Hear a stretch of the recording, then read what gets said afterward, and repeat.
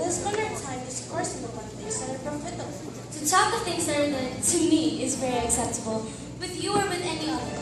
And I am glad that I have met with those that incline to so good work. For, to speak the truth, there are but few who care thus to spend time as they are on their travels. It is indeed a thing to be lamented, for what so worthy a use of the mouth and tongue of men on earth, as of the God of heaven. I like you wonderful well, for your sake is full of conviction. And I will add, what thing is so pleasant and what so profitable as to talk of things of God?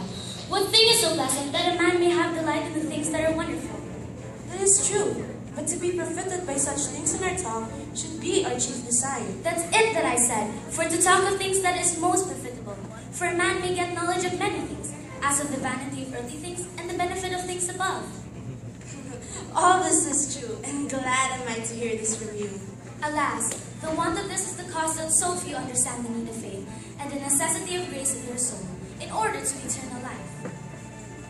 But by your leave, heavenly knowledge of this is the gift of God, that no man attaineth through human industry or by the talk of them.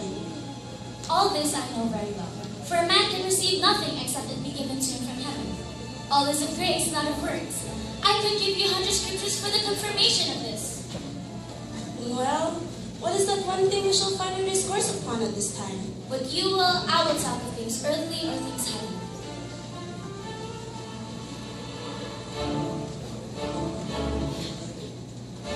Cheer, how is it now? Thank you. Well, I thought we should have a great deal of talk by this time. Well, if you will, we will fall to it now. And since you left it to me to state the question, let it be this. How does the saving grace of God discover itself when it is in the heart of man?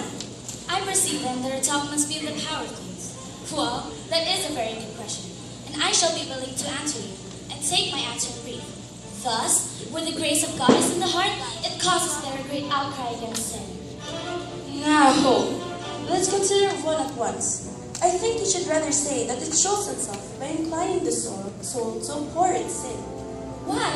What difference is there between crying out against and abhorring sin? Oh, a great deal! A man may cry out against sin, but cannot abhor it, but by virtue of godly antipathy against it. I have heard many cry out against sin in the pulpit, who yet can abide it well enough in the heart, house, and conversation. You lie in the catch, I perceive. No, not I. I am only for setting things right. But what is that second thing you would prove the discovery of grace? Great knowledge of gospel mysteries. This sign should win first, but first or last, it is also false. For great knowledge can be obtained through the mysteries of the gospel, and yet no work of grace in the soul. You lie in the catch again.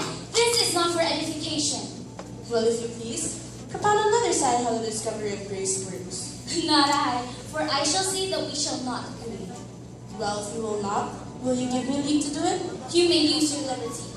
A discovery of grace discovers self either to him that hath it or to standards by, and to him that hath it, the conviction of his sin, especially the defilement of his nature, for which he is sure to be damned if he find not mercy at God's hand, through faith in Jesus Christ.